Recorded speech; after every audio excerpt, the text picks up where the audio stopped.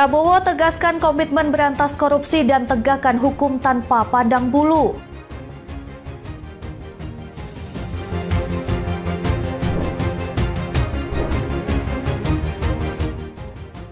BMKG ungkap cuaca sangat panas belakangan ini dipengaruhi pergeseran matahari.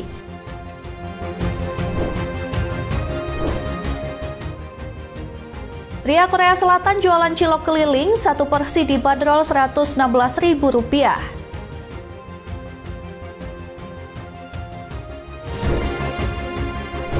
Halo, selamat pagi pemirsa setia Berita Nasional TV. Senang sekali Berita Nasional Pagi kembali hadir menyapa Anda. Selain 3 berita utama tadi, akan ada informasi lainnya yang akan kami sajikan untuk Anda. Sama saya, Ajeng Tiara. Kita awali dengan informasi yang pertama, pemirsa. Presiden Prabowo Subianto menegaskan komitmennya menegakkan hukum dan memberantas korupsi secara menyeluruh. Dalam Forum Internasional Forbes Global CEO Conference 2025, Presiden menyampaikan sejumlah langkah tegas pemerintah dalam mencegah praktek ilegal di berbagai sektor.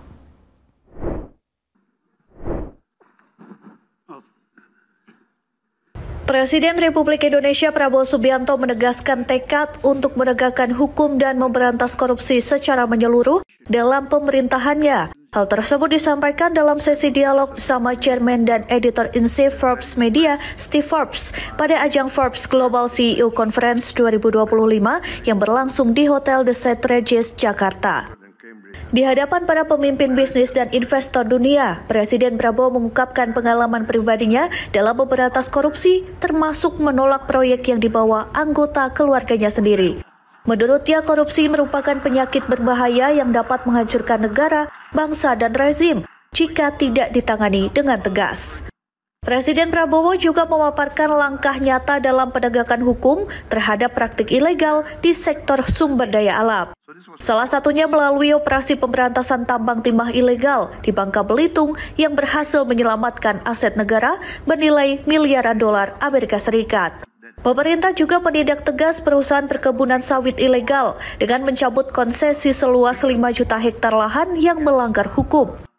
Melalui penegakan hukum yang konsisten dan tanpa pandang bulu, Presiden Prabowo optimistis dapat mengembalikan wibawa negara serta kepercayaan publik. Penegakan hukum yang tegas dinilai memberikan kepastian bagi dunia usaha dan investor, sehingga Indonesia kian dipercaya sebagai negara dengan iklim ekonomi yang adil, stabil, dan berdaya saing.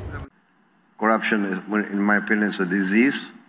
Once it reaches stadium 4, like cancer, it's very difficult. But corruption, in my reading of history, corruption will destroy countries, nations, and regimes.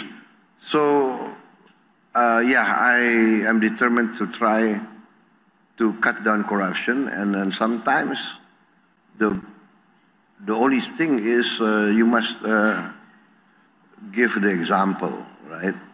Tim Liputan Berita Nasional TV. Ya, Presiden Prabowo Subianto menegaskan komitmen pemerintah untuk menjamin anak-anak Indonesia tumbuh sehat melalui program makan bergizi gratis. Program ini disebut sebagai investasi jangka panjang demi kualitas sumber daya manusia dan masa depan bangsa.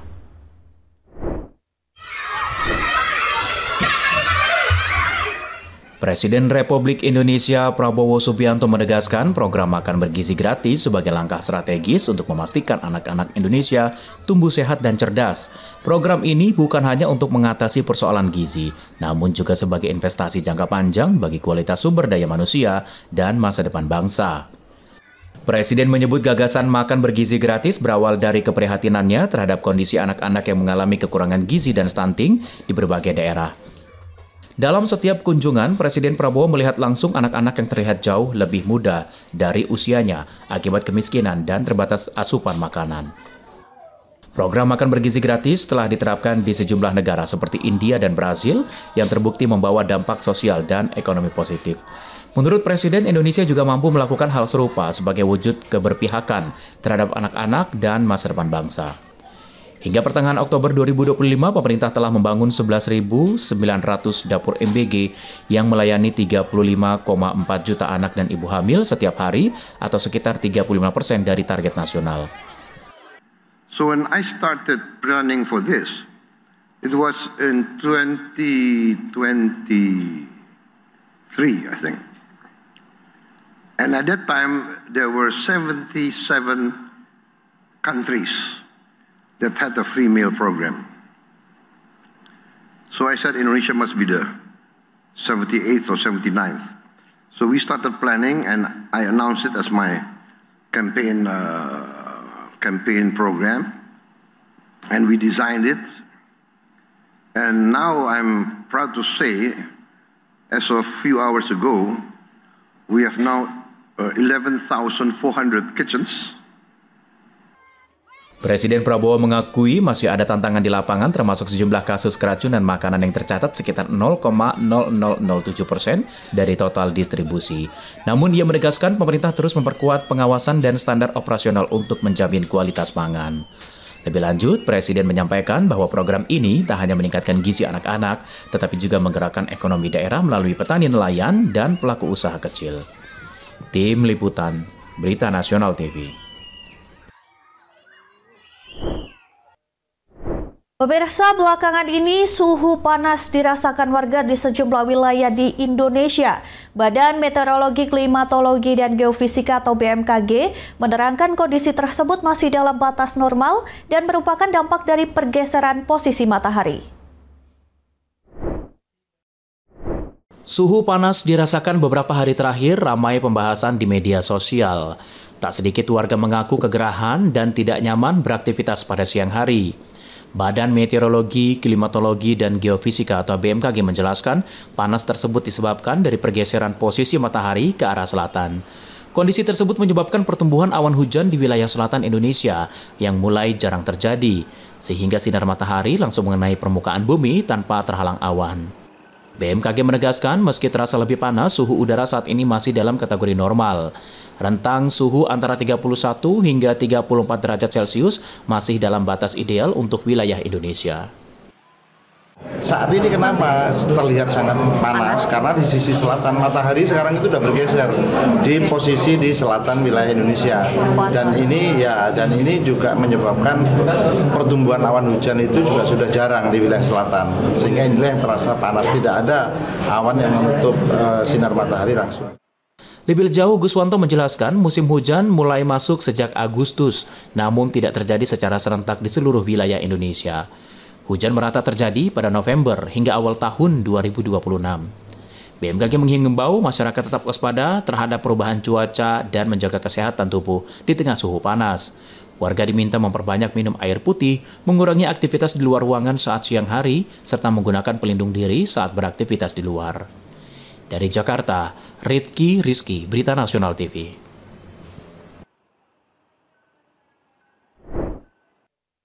Informasi berikutnya, PT Arsari Tambang Arsari Group meluncurkan produk timah ramah lingkungan Envirotin. Diklaim diproduksi dengan teknologi rendah karbon dan berbasis energi terbarukan. Presiden Direktur Arsari Tambang Aryo Joyo Hadikusumo mengatakan produk Envirotin bukan hanya sekadar hasil tambang, melainkan bukti bahwa Indonesia mampu memimpin industri logam hijau di pasar global.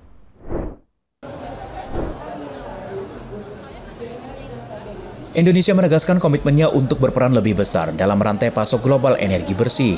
PT Arsari Tambang, bagian dari Arsari Group, perusahaan meluncurkan produk timah ramah lingkungan bernama Envirotin, diklaim diproduksi dengan teknologi rendah karbon dan berbasis energi terbarukan.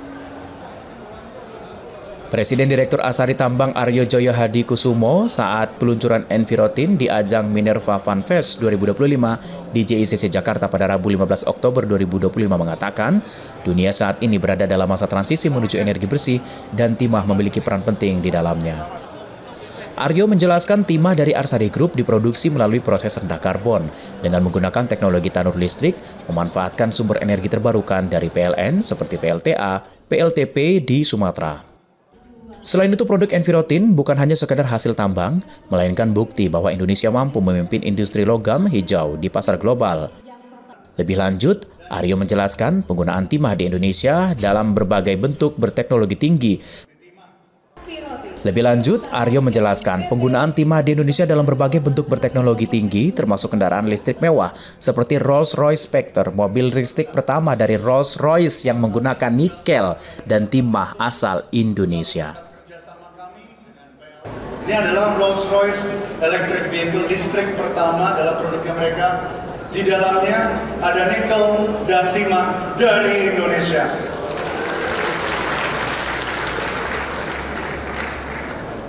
Peluncuran ini adalah langkah awal menuju masa depan hijau. Kami percaya bahwa melalui inovasi hijau kita bisa mewujudkan slogan inovasi hijau Indonesia maju.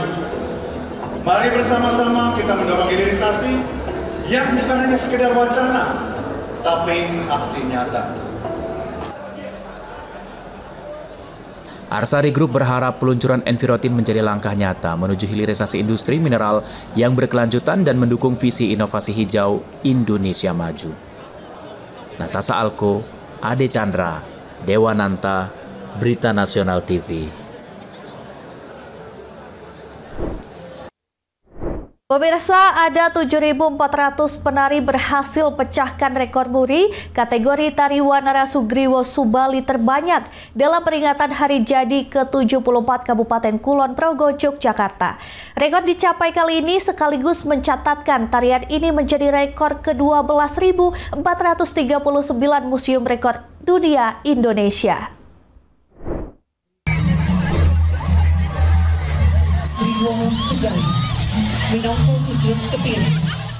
Tarian Beksan Wanara Sugriwo Subali dibawakan 7.400 penari dari unsur pelajar, ASN, Forkopimda, anggota DPRD hingga perangkat desa di Kabupaten Kulon Progo berhasil memecahkan rekor muri dengan kategori penari Sugriwo Subali terbanyak. Tarian kolosal diselenggarakan di alun-alun Wates ini digelar dalam rangka Hari Jadi ke-74 Kabupaten Kulon Progo. Tarian ini juga melibatkan sebanyak 74 penari utama bertindak sebagai leader tari. Rekor dicapai kali ini sekaligus mencatatkan tarian ini menjadi rekor ke-12.439 Museum Rekor Dunia Indonesia. Kita selalu panjatkan puji syukur kehadirat Allah SWT terbanyak Wanara Sugriwo Subali, 7.400 peserta resmi tercatat di Museum Rekor Dunia Indonesia. Sementara para pelajar yang terlibat dalam pemecahan rekor muri ini mengaku senang dan bangga. Terlebih, rekor muri ini menjadi kado ulang tahun ke-74 Kulon Progo. Selain penari Wanara Sugriwo Subali terbanyak, Kabupaten Kulon Progo sebelumnya juga pernah mencetak sejumlah rekor muri lain, mulai dari penari angguk terbanyak, sajian geblek terpanjang, gula merah terbesar, serta penampilan campur sari terlama. Dari Yogyakarta, Wahyu Wibowo, Berita Nasional TV. Gudang paket terbakar, kerahkan 14 unit mobil damkar. Informasi selengkapnya usai jeda, tetaplah bersama kami.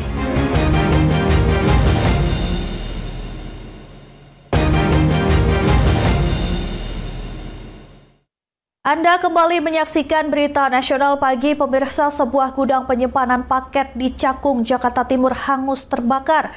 Akibat kebakaran, ruas jalan di sepanjang sisi tol Cakung mengalami kemacetan.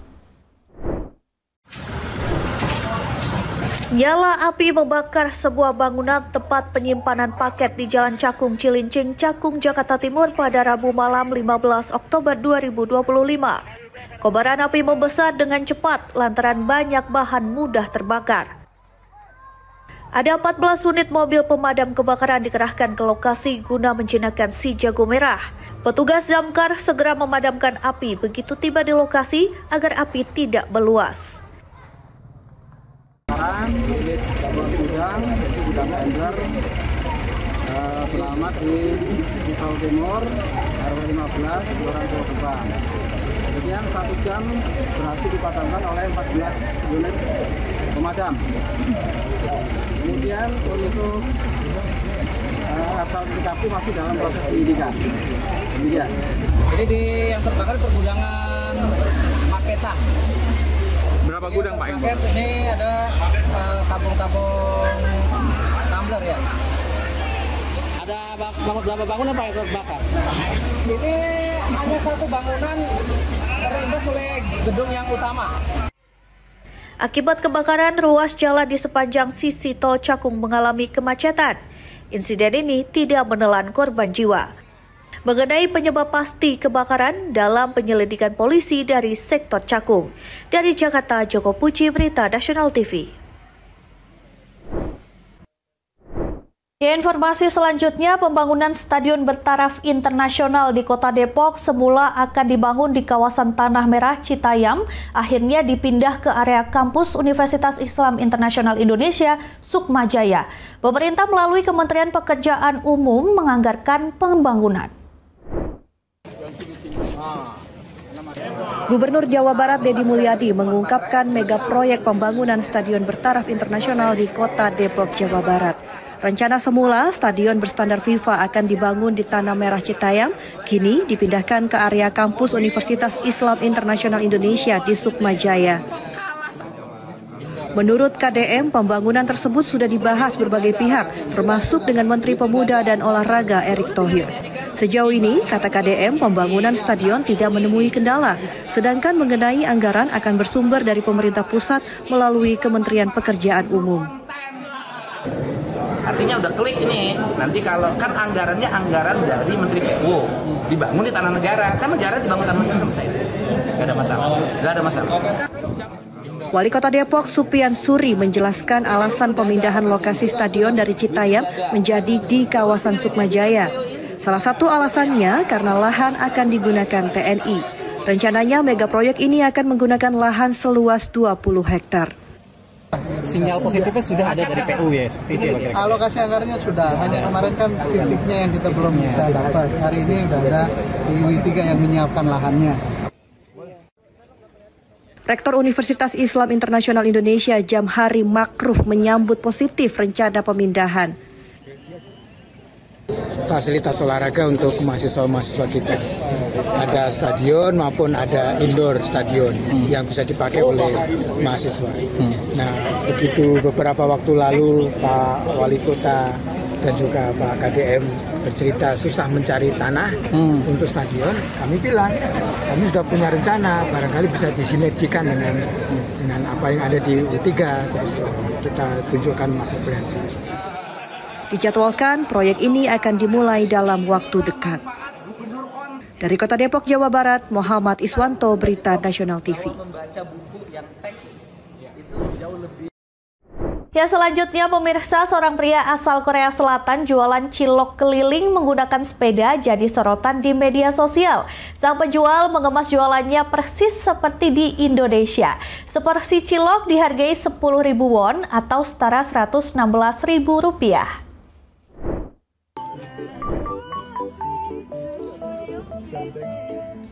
Belakangan ini viral di media sosial seorang pria jualan cilok keliling menggunakan sepeda di Ansan, Korea Selatan. Video diunggah akun TikTok @rasi dan abaik pada Jumat 10 Oktober 2025 dan diserbu warganet. Hingga Kamis pagi 16 Oktober 2025, video ditonton lebih dari 740.000 kali. Penjual cilok diketahui bernama Cilok Hengnim. Nanti promosiin sama temen-temen. Kalau ada cilok Korea gitu. Epo, piring. Bungkus aja. Dalam unggahannya, terlihat sang penjual mengemas jualannya seperti ala Indonesia. Sejumlah cilok dan tahu dimasukkan ke dalam plastik bening. Kemudian isian disiram bumbu kacang. Harga seporsi cilok dijual 10.000 won atau sekitar Rp116.000. Silakan dilarisi. Ini telepon bisa pesan juga berarti ya? Iya. Nanti daleman, tekpe juga. Area Ansan sini. Ansan. Diantar ya. Diketahui, cilok yang dijual adalah hasil buatan tangan istri Hengnim, seorang perantau warga negara Indonesia yang menetap di Korea Selatan. Hengnim dan istri meracik cilok tak jauh dengan cilok yang menjadi jajanan khas Bandung, Jawa Barat. Hengnim mengaku menjual cilok sebagai pengobat rindu warga Indonesia yang tinggal di Korea Selatan dengan menghadirkan jajanan khas tanah air. Alasan lainnya, Heng Lim ingin mendatangkan suasana ala Indonesia bagi pendatang Indonesia yang menetap di Ansan, Korea Selatan. Malah udah pernah ke Indonesia. Bakule pernah neng Indonesia guys, neng Jogja, Solo. Informasi berita lainnya akan kami sajikan usai jeda berikut ini. Tetap saksikan Berita Nasional Pagi.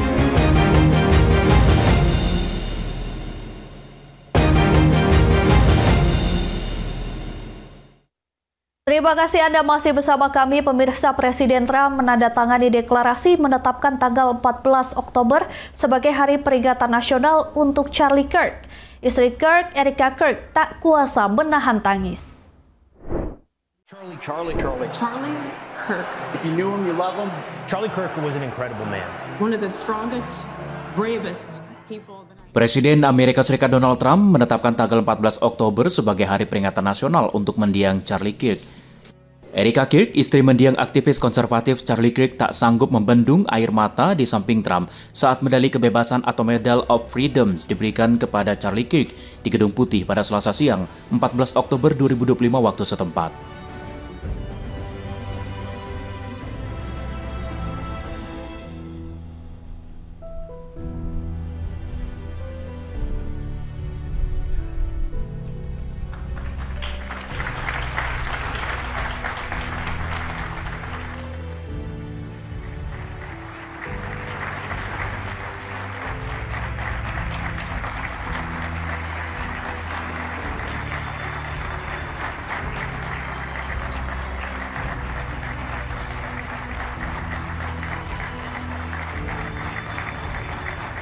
Built is part of his legacy, but also part of that legacy, more important.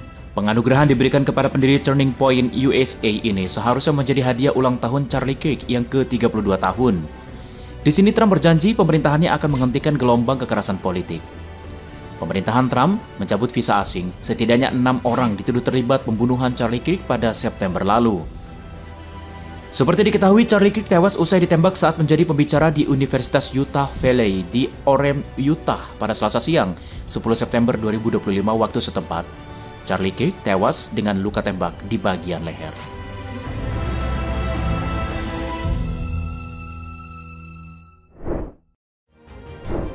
Pemirsa, informasi tadi sekaligus mengakhiri jumpa kita. Demikian Berita Nasional Pagi telah menemani Anda.